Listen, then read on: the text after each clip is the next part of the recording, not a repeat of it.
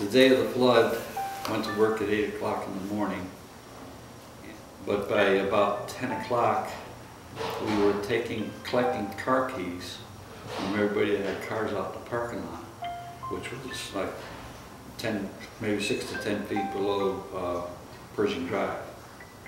And we were moving all the cars up onto Pershing Drive from the parking lot. As the water kept rising, what we didn't know was that in Ansonia, where the railroad trestle is that crosses the river, there had been a dam of sorts built, and that dam broke. The water then started coming down on the Charlton Press side of the railroad tracks and smashing into the front of the Charlton Press building. I guess it was around 11 o'clock. There were people still in Hershey Meadows and in Charlton Press, and they were up on the roofs. Sikorsky helicopters were now being brought in to airlift the people off the roofs.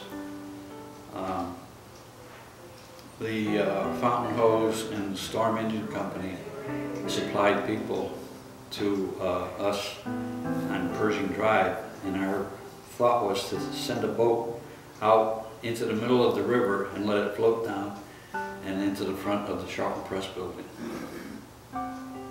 It took 3 tries, but we got it done. We had attached a rope to the boat so it could retrieve it.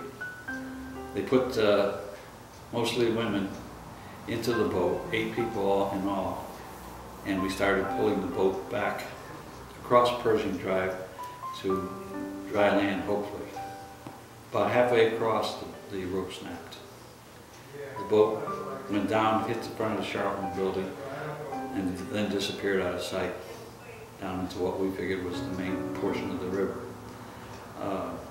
What we didn't know until much later on that day was that, in fact, miraculously, the boat did not go into the main portion of the river.